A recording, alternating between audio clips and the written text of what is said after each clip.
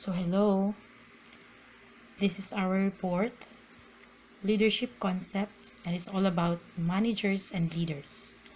I am your reporter, Charishme L. Roylo. To begin with, here's a quote from George S. Patton. Don't tell people how to do things. Tell them what to do and let them surprise you with their results. Is leaders and managers the same? So let us find out the report of my friend. Listen and learn. Leadership is a skill, and the person who possess this ability is known as a leader. On the other hand, management is a discipline, and the practitioner of this discipline is known as the manager. So let us define leader. A leader is a person who influences his followers to achieve a specified goal. He is a person with a vision and inspires his followers in such a way that it becomes their vision. So, a leader, both, they have vision. So, sinasama niya po yung kanyang employees or the person behind it.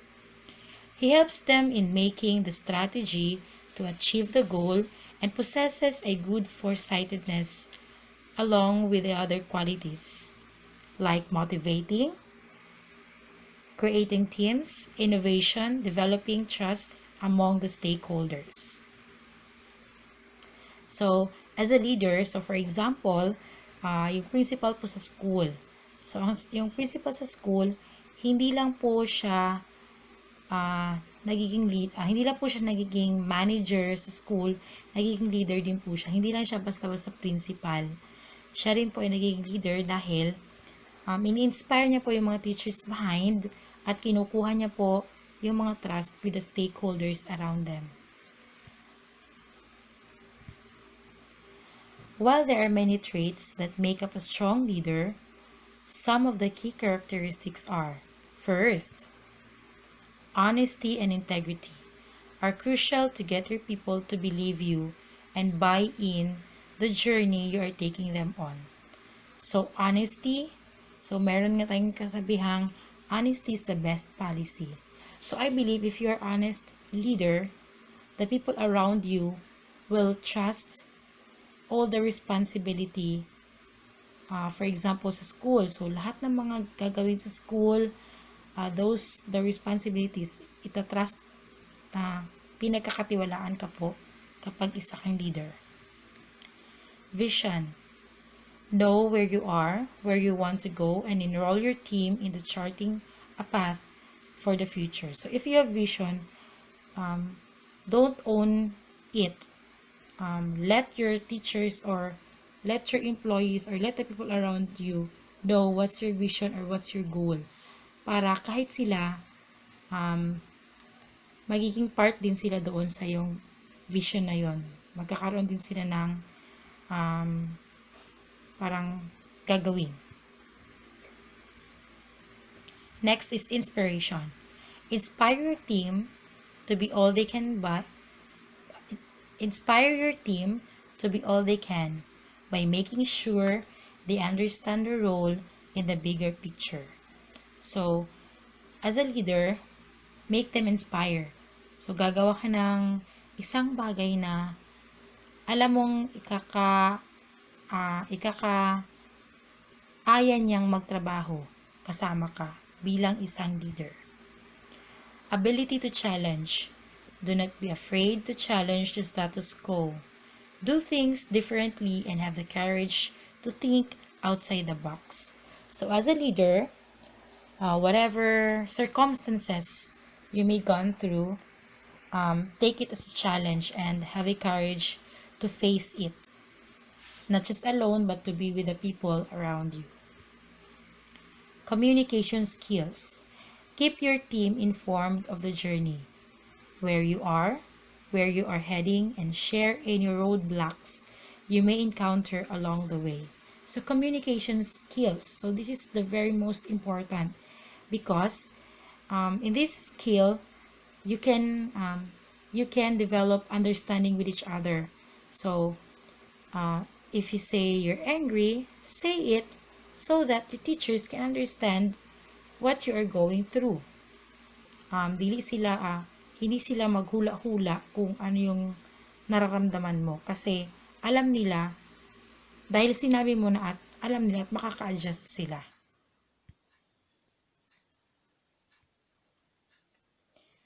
Next, we will define manager.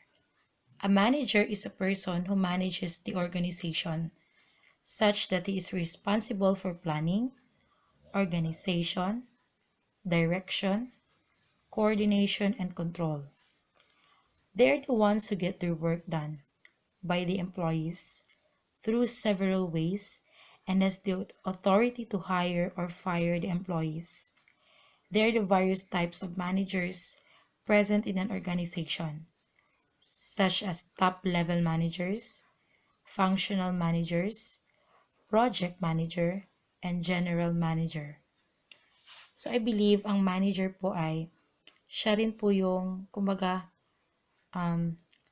siya yung nagpaplano, siya rin po yung nagpapa-implement nito at siya rin po yung nagkokontrol doon sa kanyang plano. So, ibibigay niya na lang yun sa kanyang mga employees para gagawin na lang nila ito. So, some of the common traits shared by strong managers are: first, being able to execute a vision. Take a strategic vision and break it down into a roadmap to be followed by the team. So, as a manager, they are the ones who their vision is almost have a strategy. So, meron na po siyang direction. Kumaga pa, directed na po ang vision ng isang manager para yung team niya, yun na lang po ang susundan. Ability to direct. Ability to direct day-to-day work efforts, review resources needed, and anticipate needs along the way. So, dahil yung plano yun na yun, meron na. So, lahat ng mga resources na kailangan doon ay ma-anticipate niya na at nakikita niya na kung ano yung kanyang gagawin. Next is process management. Establish work rules, processes, standards, and operating procedures. So, meron siyang pagkakasunod-sunod. Dahil nga, manager siya, dapat susundin yun ng kanyang team. Kung ano yung procedures na kanyang ginawa, yun ang susundin. And last, people-focused. Look after your people, their needs, listen to them, and involve them. So, as a manager, you should involve your people or managers involve their team. So, since gumawa na siya ng plano, meron na siyang strategy, so ibibigay niya yun sa kanyang team at ang team ang kanyang gagawa. Pero bago yun, dapat alam niya kung ano yung mga kakailanganin din ng team or yung kanyang employees. So, to sum it up, managers and leaders. So here is the Venn diagram. So let us compare with each other. Managers plans, organize, coordinate, and control. While leaders influence, motivate, inspire, create, mentor. So that's the difference between the two. But they have a common they have common characteristics. So both can communicate, solve problems, decision making, and visualize. So for me, I can say that I can be a leader, but sometimes I can possess a manager Kasi mas magandang minsan yung nakaplano na, naka-organize na para gagawin na lang. Pero hindi dapat. Sa pagiging leader, dapat in-influence mo yung tao, yung mga tao mo para sila rin magiging leader din sa susunod. That's all, and thank you for listening. Good morning, everyone. My name is Charmaine Fernando. This is the continuation report about concept of leadership. I am going to discuss to you about traits and environment, nature or nurture. But before that, let me read to you this introduction.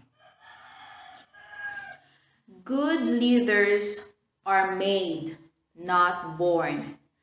If you have the desire and willpower, you can become an effective leader.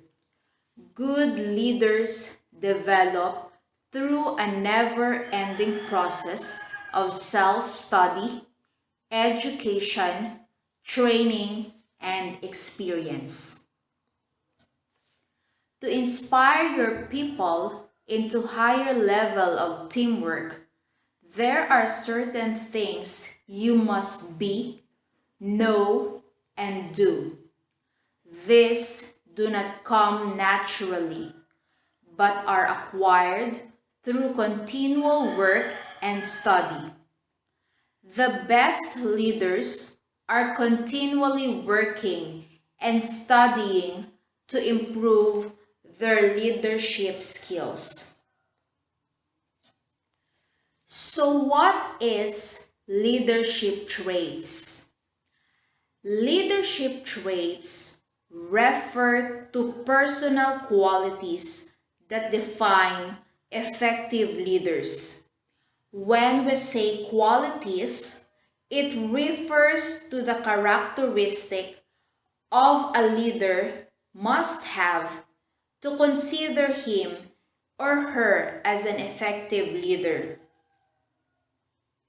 It plays an important function in management as it helps maximize efficiency and achieve strategic and organizational goals.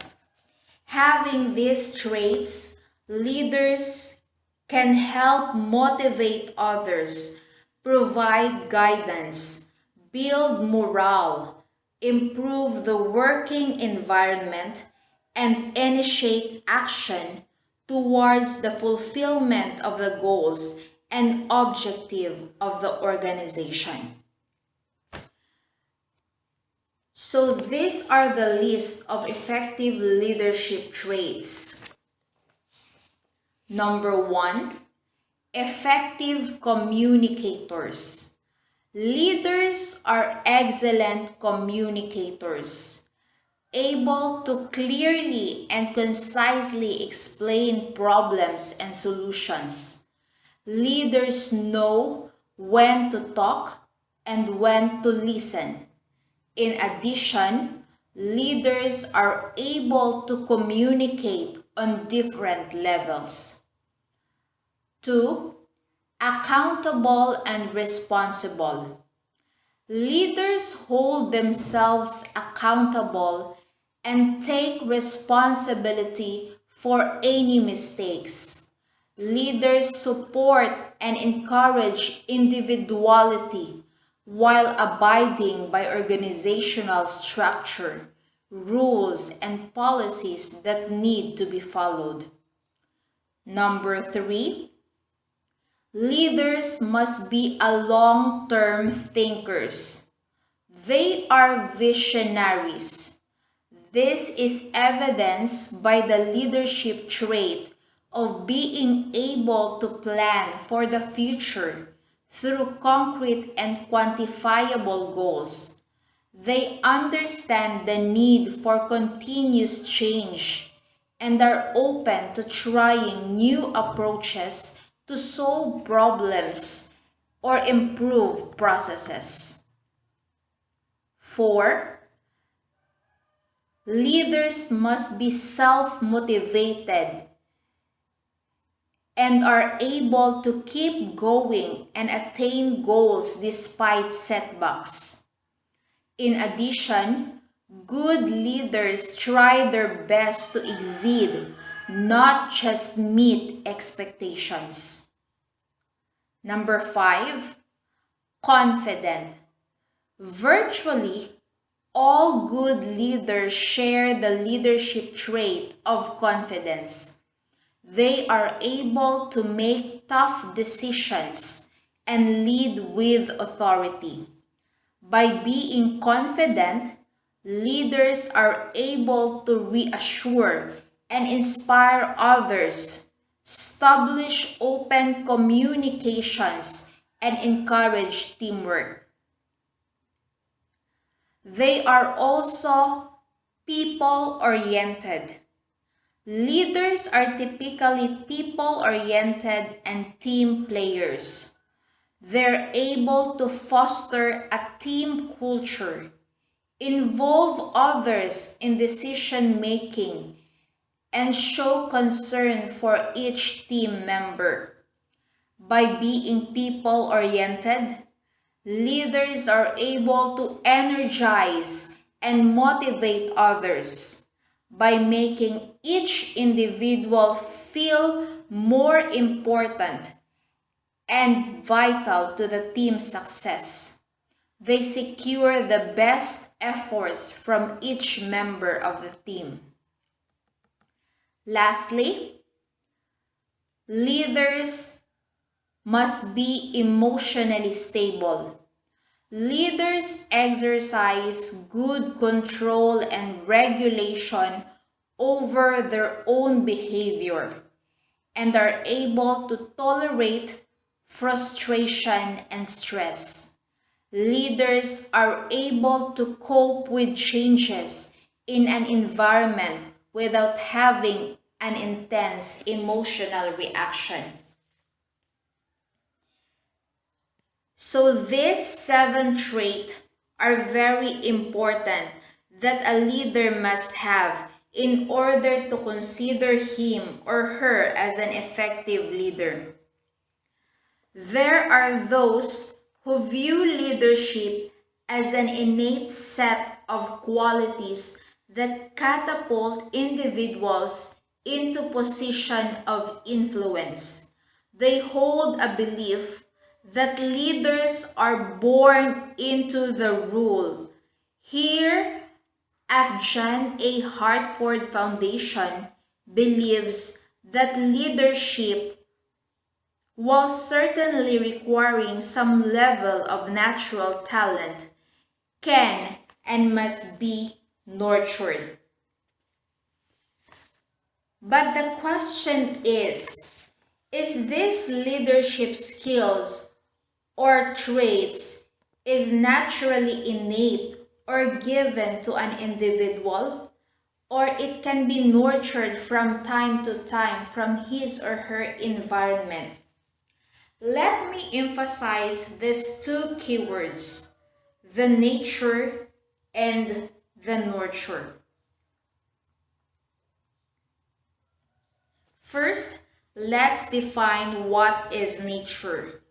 Nature is a behavior caused by innate characteristics, physiological or biological characteristics. All behaviors are present from conception. Genes provide the blueprint for all behaviors, some present from birth, others pre-programmed to emerge with age. When we say nature, it is heredity, inborn or innate to a person. Nurture, behavior is determined by the environment, the things people teach, things they observe. Behavior is the result of interactions with the environment. born an empty vessel waiting to be filled up by experience gained from environmental interactions. It needs to be developed or improved or enhanced in order to be more effective leader. But a common misconception is that individuals are just naturally gifted with leadership skills. But the truth is, leadership traits, like other skills, can be acquired with time and practice. That's the end of my report.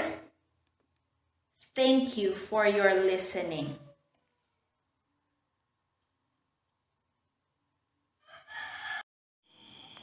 Good morning, sir. Good morning, classmate. Good morning, everyone. My topic is about formal and informal leaders. By the way, I am Seti K. Hambo.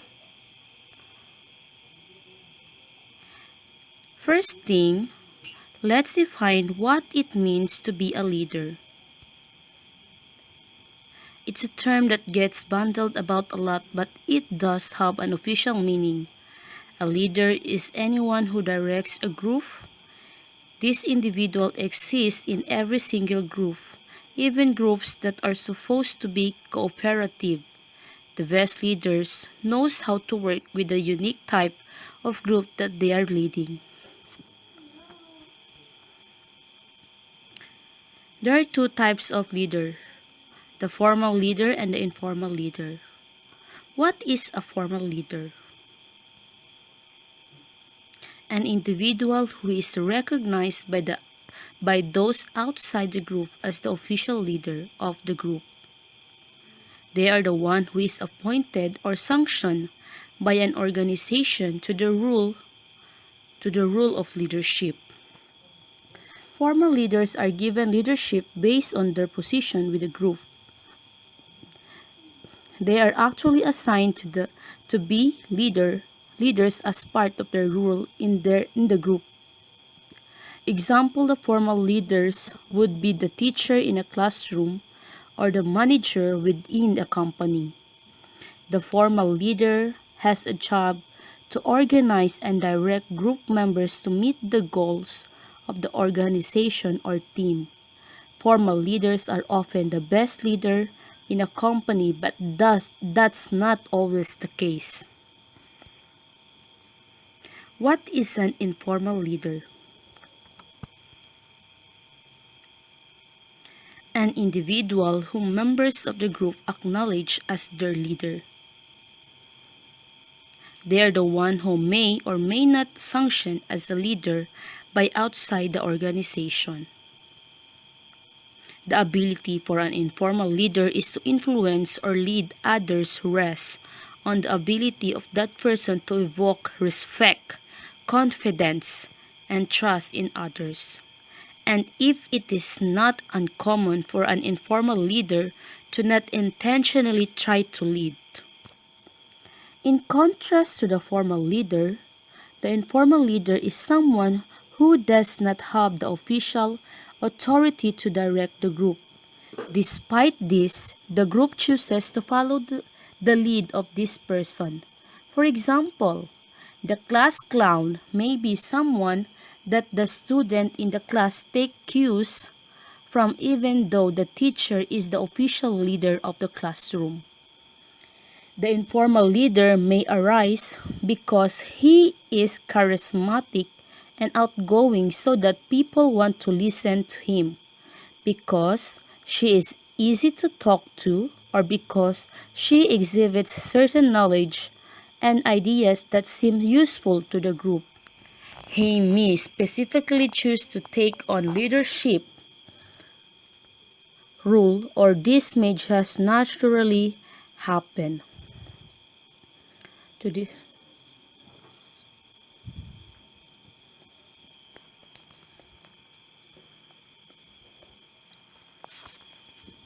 as part of the dynamic of the group, the informal leader can be the best leader in the group because of the fact that the group has naturally chosen him or her. Understanding the differences. Formal leaders have authority and certain rights that informal leaders lack. The formal leader wields power over the group and has authority to discipline and punish errant members. Informal leader, on the other hand, thus can't formally take action against any members of the group, nor is he able to reward his teammate.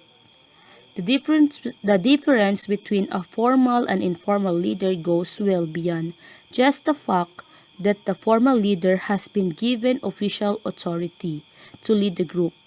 We can see this when we look at the teacher or the class clown example. After all, the goals of the class clown are in direct competition with the goals of the teacher. It is important for formal leaders and informal leaders to figure out a way to work together if a group is going to truly have solid leadership. Creating a positive balance between informal and formal leaders begins with an understanding of their different roles. Formal leaders direct individuals in meeting the goals of the company, organization, or team. Informal leaders may or may not do this any as they tend to follow their own agenda. In the case of the teacher and class clown, the teacher is encouraged the group to follow the rules of the school, whereas the class clown is encouraging the kids to have fun. They are each the best leader in their respective areas.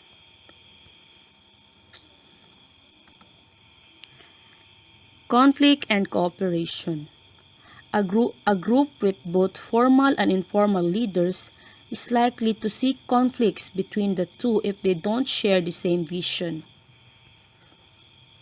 The group has different loyalties to the two leaders. In any situation, it's important for the formal and informal leaders to work together to make sure that the group achieves optimum results. Groups that are experiencing any kind of conflict between the formal and informal leaders should consider this issue of loyalty carefully. If the formal leader can gain the trust of the informal leader, then the goals of both the group and the organization can be aligned. We see this happen in sports team, where the goal of both the team and the team leader is to win games. An informal team leader should consider this issue of loyalty carefully. An informal team leader would have the same primary goal. The fact that everyone's the same thing tends to lead to success. The issue of loyalty. The formal leader's loyalty is to the organization or team. The teacher's is to the school, whereas the informal leaders is generally to the group itself. The formal leader may be self-involved but needs to be pleased the group to become a leader. As a result, of this, the loyalty of the group tends to be with the informal leader rather than with the formal leader, even though the formal leader may be able to issue consequences or provide rewards that the informal leader cannot.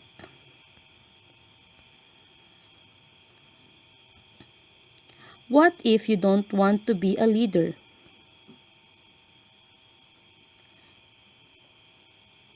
Some people find that they are frequently in the role of leader even though they never apply for official leadership position. These people tend to be smart, charismatic, and likable people who are empathetic enough to relate to big groups. If you find yourself in this position, Consider these things. Being chosen as a leader is a positive thing. It means that you are a strong character with a group and that people like you. You may not want the burden or responsibility, but it's really an honor. You aren't obliged to play this role. Don't let a group pressure you into any activities or choices you don't want to make.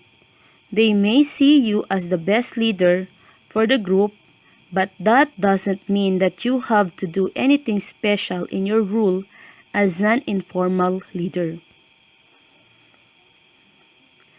Working with the formal leader will make your role simpler. There will be less conflict within the group and less pressure on you in terms of the group demands and needs.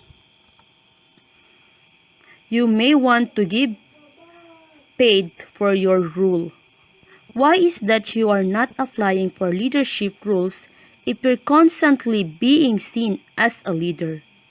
Think carefully about this. It usually has to do with either self-esteem issues or problems with being an authority figure. You might want to rethink your position and get paid for your work.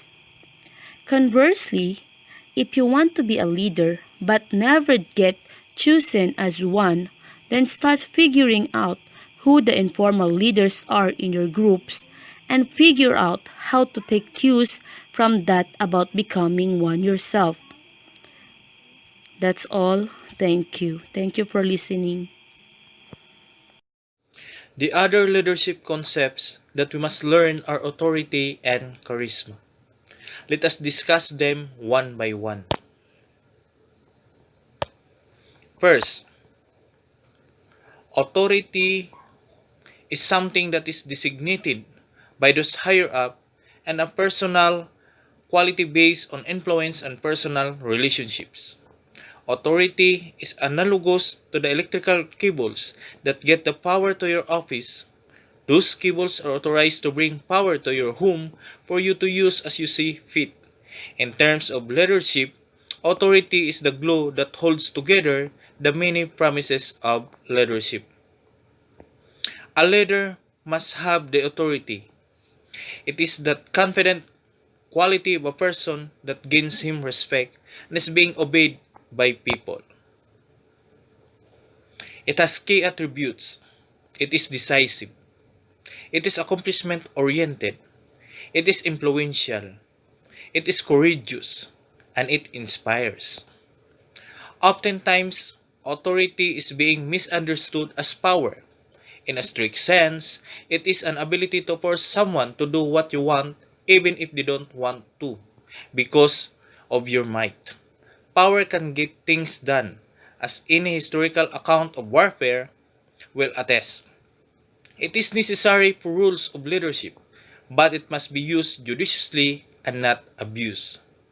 Authority helps emerging leaders, qualities that inspire others to do the right thing, work hard, and engage with their tasks.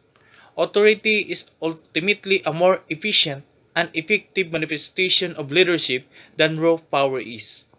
While the exercise of power is sometimes necessary, the leader who relies on power to get things done ultimately strains relationships and may drive good people away. Authority that is used in accordance with strong leadership qualities strengthens relationship and helps team members develop the confidence to do their work better. Now, let's discuss charisma. Conventional wisdom suggests that the most charismatic leaders are also the best leaders. Charismatic leaders have, for instance, the ability to inspire others towards higher levels of performance and to instill deep levels of commitment, trust, and satisfaction. As a result, they are generally perceived by their subordinates to be more effective compared with less charismatic leaders. But research shows that while having at least a moderate level of charisma is important, having too much may hinder a leader's effectiveness. A leader with charisma is one who possesses the following characteristic: can encourage particular behaviors in others by way of eloquent communication, persuasion, and force of personality. Can motivate followers to get things done or improve the way certain things are done. Great communicators who are greatly skilled has the capacity to evoke strong emotions in their followers as well. Have the distinct ability to dissect and decipher any inefficient within an organization. The downside of having charisma in leadership is that the charismatic leader may tend to self-involve, thinking more about themselves than the people they are supposed to be leading. This is the end of my presentation.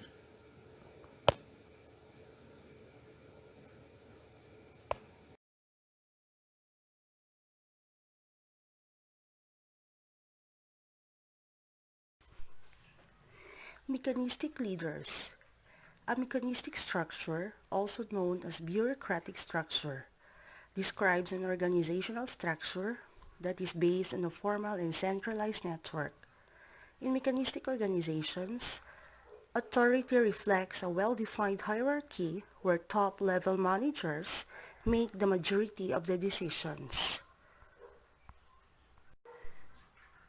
A mechanistic organization is characterized by a relatively high degree of work specializations, rigid departmentalization, many layers of management, particularly middle management, narrow spans of control, centralized decision-making, and a long chain of command.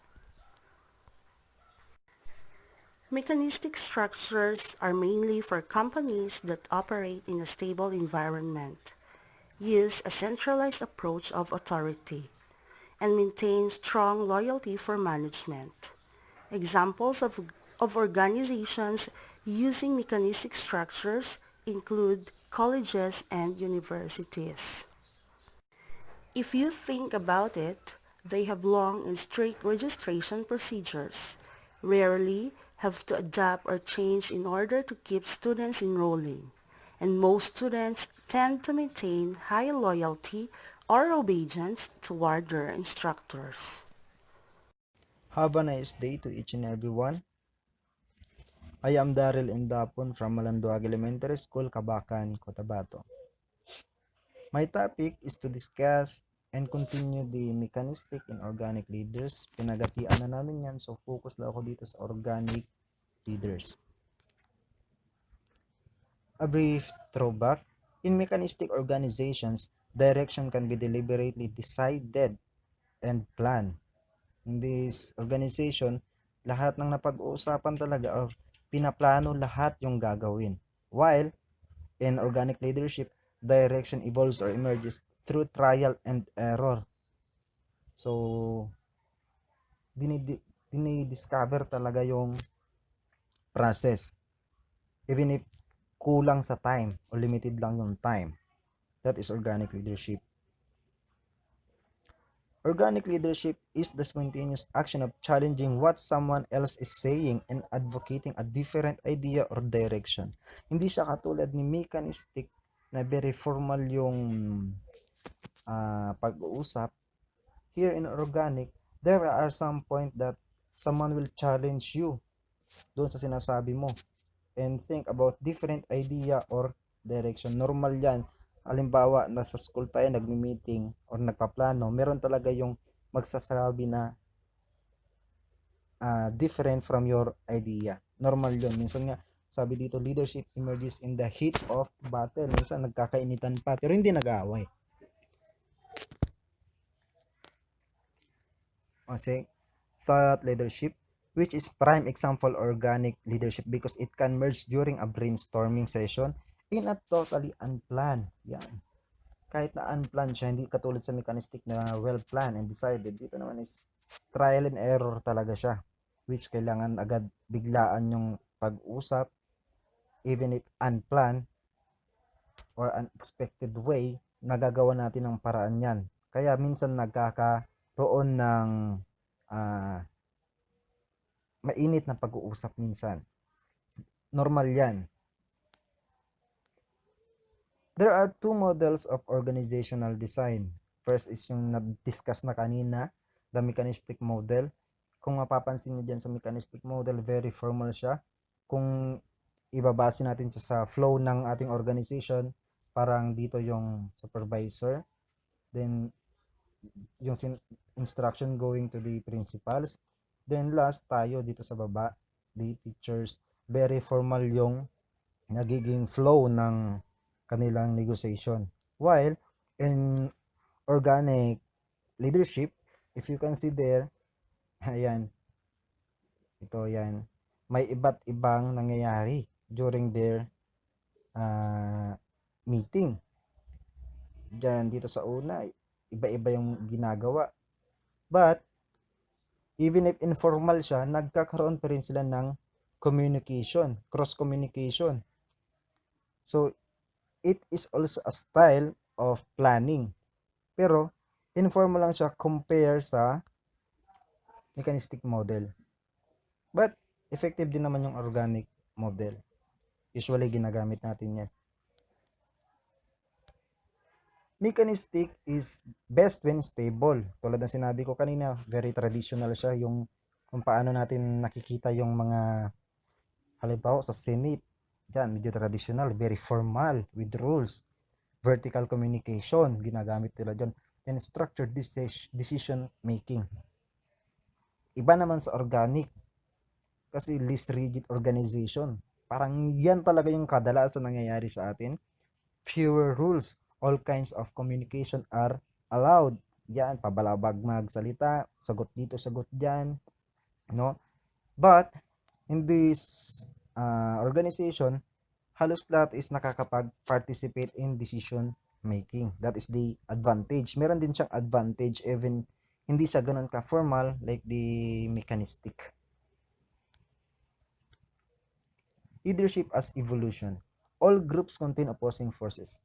Natural yun. Every group talaga, in every discussion, meron talagang positive and negative, not negative, different idea na lumalabas. So, nandoon na tayo kung i-adapt ba natin yung bagong system or i-maintain natin yung dati nating nasanayan na. Maintenance foster group cohesion yan dahil sa ganyan na mga negotiation, nagkakaroon talaga tulad ng sinabi kanina, tension. Adaptation disrupts group stability. Tayo, halimbawa may stability na tayo sa school, then a new idea came out. So, yung ating stability parang boom, mababago. May ibang approve doon, may iba namang ayaw nun. Dapat si leader, alam niya paano yun i-mediate. Adaptation occurs rather than extension only if there is variation. Kung kailangan talaga, kailangan nating mag-adapt. Kailangan, alimbawa, itong new normal, i-adapt natin yan. Ganitong style. People doing different things, disturbing the status quo. Yun. Ito, kanina yung sa model, mayroong 4 na groups. Maybe they can disrupt or disturb the meeting, but di ibig sabihin hindi sila nakikipag-cooperate o hindi sila nagbibigay ng idea because some variation is seen as defiance, some as leadership. Yung iba ganyan, biglang salita. Yun pala, meron pala siyang idea. Another way of looking at these opposing forces, individual or groups, which come first is more important. Yun ba yun yung, kasi nandyan na, yun na lang ba ang susundin natin?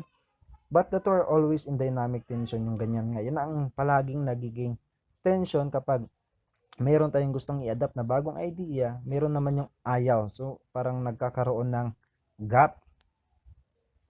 Leadership is variation that leads the group to change direction. Si leader talaga, dapat magaling ka na leader.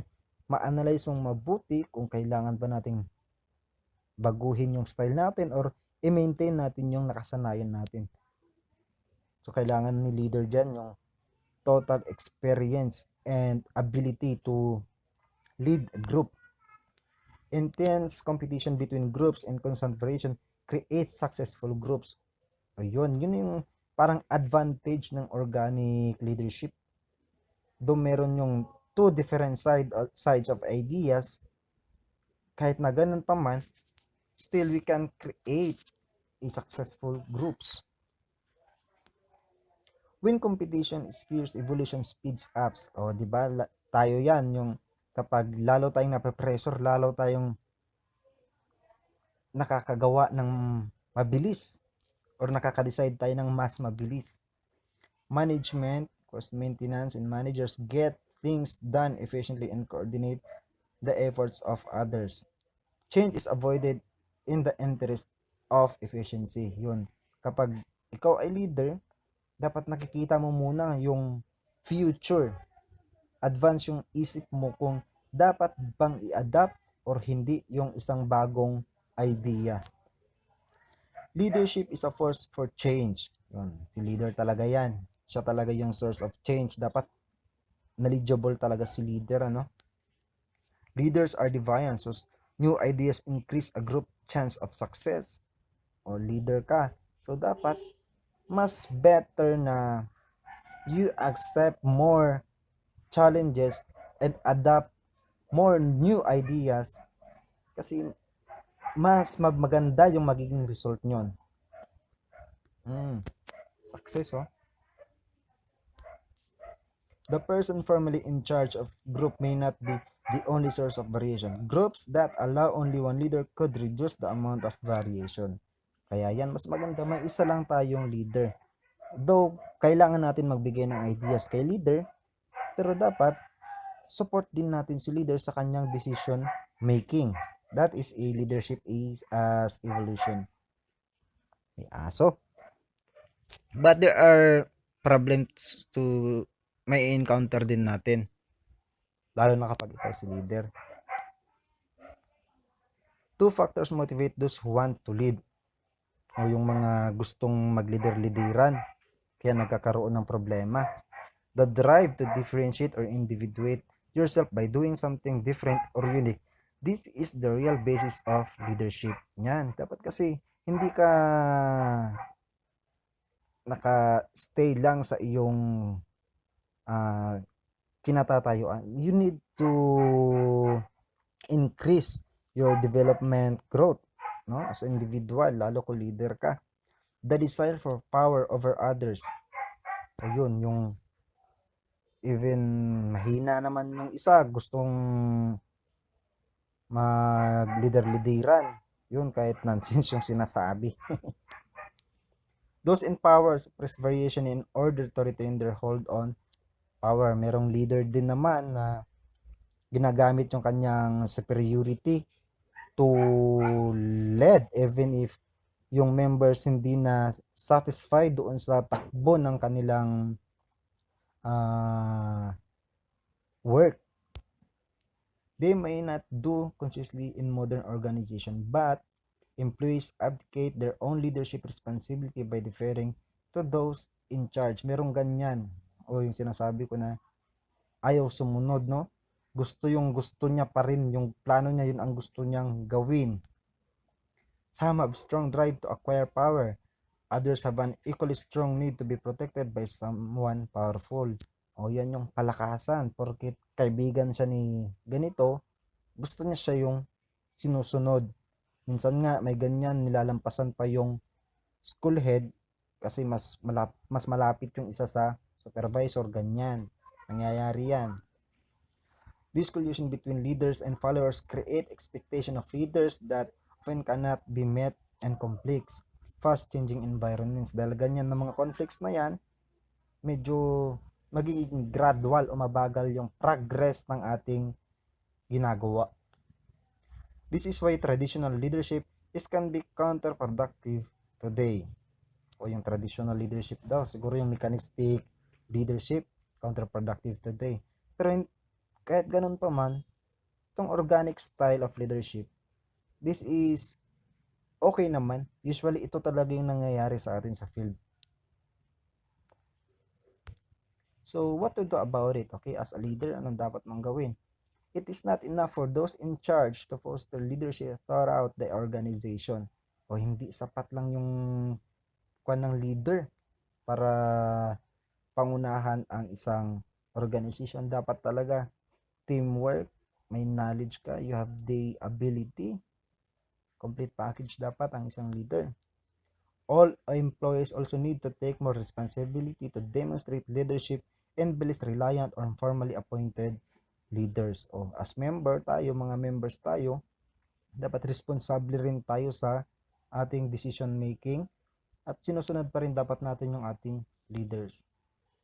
Where leadership is headed, attaining power over others was once a mere matter of physical strength. O yun, as a leader, use your power, no, to guide, to lead your organization. Utak lang gamitin dyan. Then we created institutionalized authority. For centuries, we have been moving from power-based or on formal authority to the power of knowledge. Dapat kasi matalino talaga yung leader, yung naupong leader.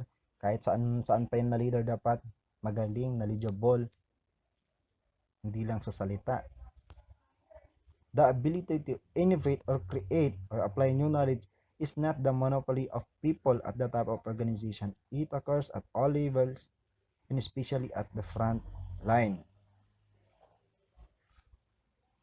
This is a new form of leadership that as yet is not widely acknowledged or fostered. Sa atin kasi hindi masyadong napapansin ng iba yung ganitong style of organization, lalo na dito sa atin sa baba, 'di ba? Medyo organic talaga yung sa atin. Pero effective din naman. So alam ko marami sa atin naka-experience ng ganitong style of organization. Oo. Okay din yung organic leadership. Okay, that's all. Thank you so much for listening. God bless you all. Bye.